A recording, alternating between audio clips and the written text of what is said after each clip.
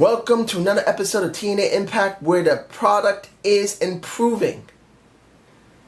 I'm very happy about this because the product has improved in the last couple of months. I could say farther back than 2 months, but I'm focusing only in the last couple of months for the simple reason that we're very close to Bound for Glory. Are they going to promote Bound for Glory properly? Will it be a real pay-per-view or will it be a themed Impact like this Turning Point? I believe it was Turning Point for this Impact. I wish they would stop doing that. If they went back to a standard pay-per-view format, I would be thoroughly happy about that. But they're still doing these stupid themed Impacts, so that's one of the things that's still an issue. I hope Billy Corgan realizes that this needs to stop because it's a waste of time. It is. It is a total waste of time to keep doing these themed Impacts when especially not promoting it weeks ahead of time. But that's just my point of view. Let's get to the Battle Royal first. That's going to be for Bobby Lashley. Everybody and their mother was involved in it. Guido, I was not happy to see in there. The Tribunal was alright. And then we had Moose. Here's the problem with Moose. I like Moose.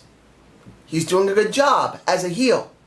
But at the rate they're going, unless he's going to switch to Bobby Lashley and stay a heel, he's showing all the signs of someone turning face or is being heavily manipulated to become a face. I personally rather see him stay a heel. I personally rather see he not change yet, because if he's changing into a face now, it's kind of stupid. And then worse, if he doesn't turn to a face, but he stays a heel and he breaks away from Mike Bennett while Mike is still pretty hot, that hurts Moose as well. I don't understand this angle. I really don't. Unless you're going to put two black guys together, which is Lashley and Moose, I personally don't want to see Moose turn this way. And Mike Bennett wins. He has this moment with Lashley saying, "You don't know who you're dealing with. Stop looking past me. Look at me." That segment was good. And I was alright with it. Now, the Matt Hardy and One-Eye Nero. That's why I call him One-Eye Nero, because he is, well, it's his right eye. He's wearing that glazed one where it's blocking his, supposedly blocking his vision. His eye's gone bad. I like that aspect of Jeff, looking that there's something wrong with him, that after that incident with his brother, he lost his mind and now his eyes turn white and the other one is normal. It's an actual okay look for me. Now, I know, as I keep saying this, Fool Killer 99 does not like this segment much, and seeing where they're going with Jeff and Matt and dealing with DK. I don't blame him. We've already seen Matt and Jeff Hardy multiple times in the tag title scene, and we've also seen them both work together in some storyline that maybe you might not like it, or maybe you did. We've seen them for quite a while. But there's no way to deny this. Jeff is still Jeff. He's speaking as well as he normally does. He's doing the obsolete bit very well. The people are behind him. Matt, as much as people don't like Matt, he's a good wrestler, a good actor, and an all-around good performer.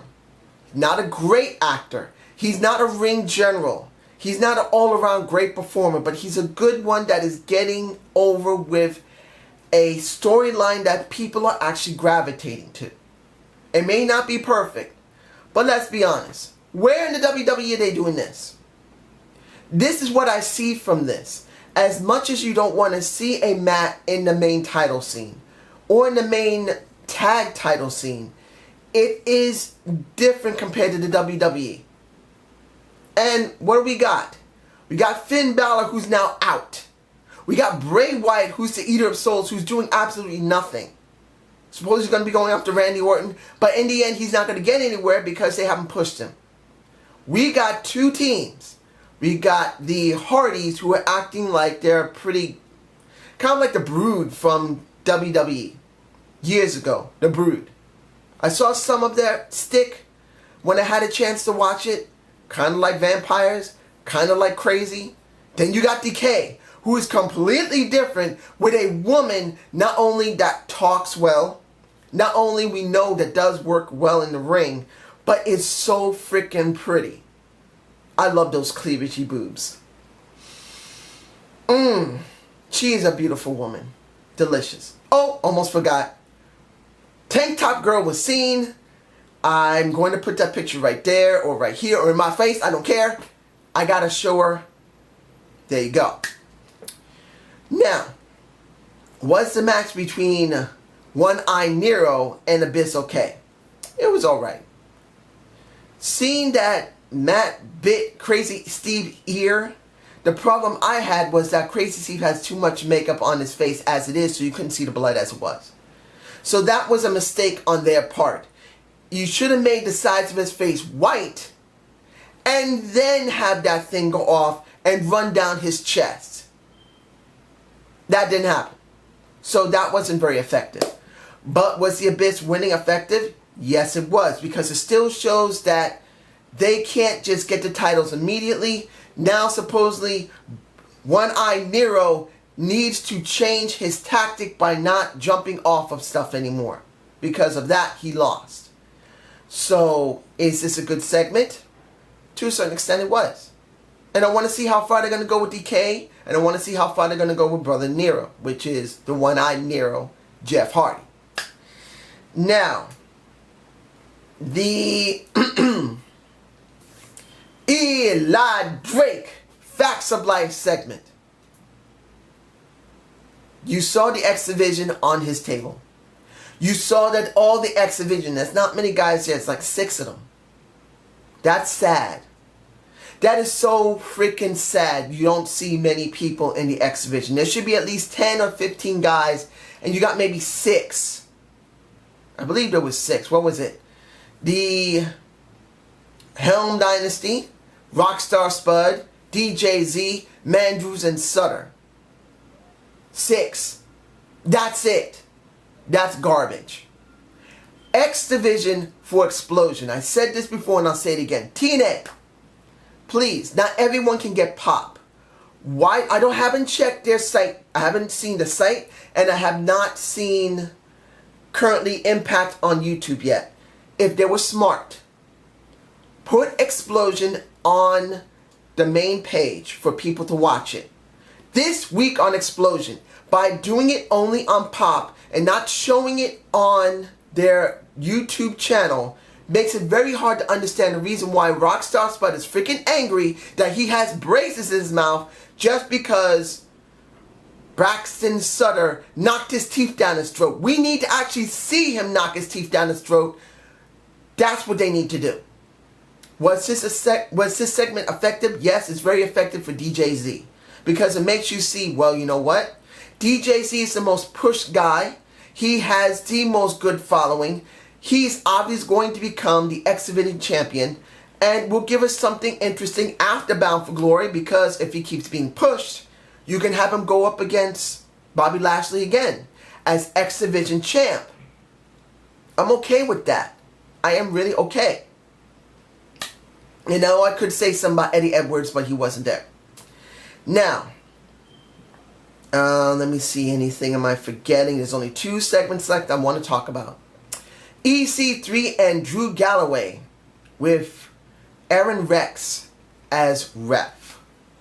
Now, the segment before that match even happened was actually really good. I actually enjoyed, they had a little summit on the roof of a building with a pool. You got a chance to hear their feelings about each other. They didn't 100% hate each other. They got a chance to drink some whiskey. And in the end, after they said their piece and EC3 turned his back on Drew Galloway, Drew threw him into the freaking pool, and we get a little man service for the women. In Japanese animation or animation, you got 2 types of services. You got fan service where women are shown to men in very skimpy little clothes. And then you got man service for women. Wait a minute, did I say that properly? For fan service for men, women are shown almost butt naked. For man service, not fan, you got men very thin clothed or butt naked, thrown in a situation that make them look really good for women. Sorry, I got that confused. I have that tendency. But the man service was actually very good. I'm sure a lot of people enjoyed it who were women or men who had that type of feeling. Was this a good match? This was the match of the night. This was the match of the night. The smacking segments on the chest of an EC3 and Drew Galloway really made the match the best. They truly wanted to get this done. They wanted to see who was the best.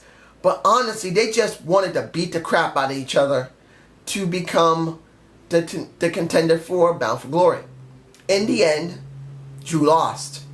But this is where I'm so hoping he becomes what I've always talked about when he was in the WWE. As Drew McIntyre, the Sinister Scotsman.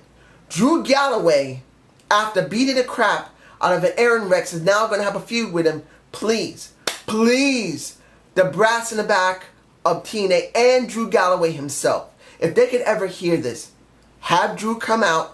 He doesn't have to have the same music as he did in WWE. Of course, he can't use it. Let him come out in the same music, but let him come out in a freaking kilt. Let him come out in a kilt saying, ladies and gentlemen, you want to know why I beat the crap out of Aaron Rex? Sorry. I did it because I'm tired. I'm tired of being Mr. Nice Guy. I'm going to be who I freaking am. I'm going to be Drew Galloway, the Sinister Scotsman. I am going to beat the crap out of everybody and claim my roots as a Scotsman. When do you hear someone talk like that? You want to know when? When he first started out in WWE, he acted like that in FCW.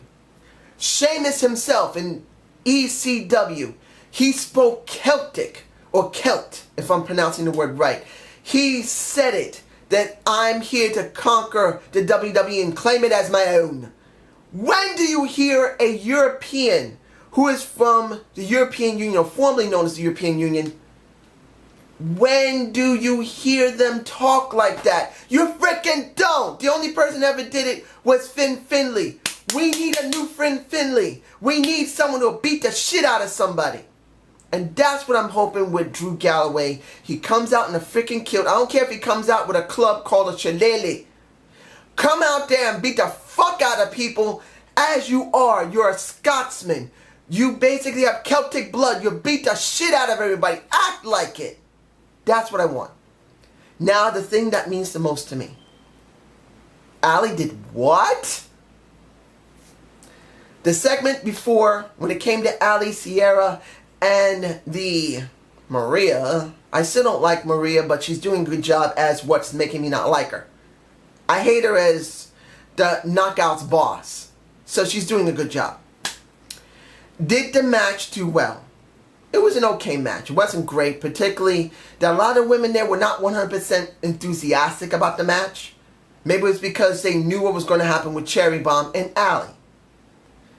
But in the end, Allie gets whacked in the back of the neck by the baton from a Marty Bell, and Allie wins.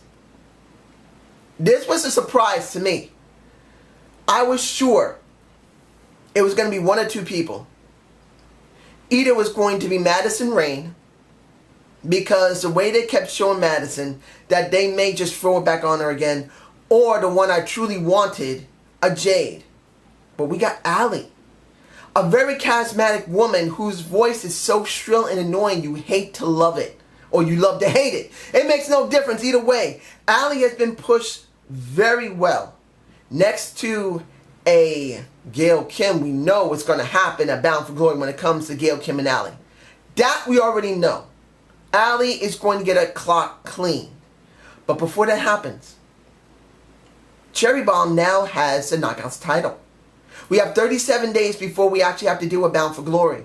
So I'm looking forward to seeing what Allie is going to be doing. Will they let Allie show more of her true ability? Because, of course, in her character, she can't really do that.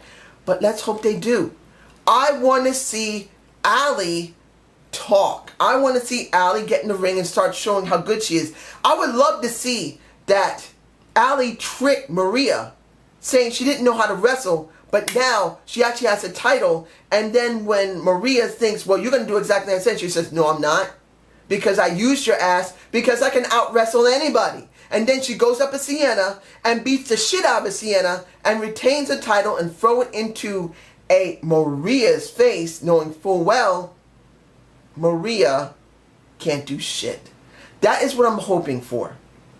Was this a great show? It was good. I enjoyed a lot of the show. Was it progressive? Some of it was. But in the end, we have Allie as a Knockouts champ, not Gail Kim, not a Madison Rayne. Allie. Have a good day and have a good night. Peace!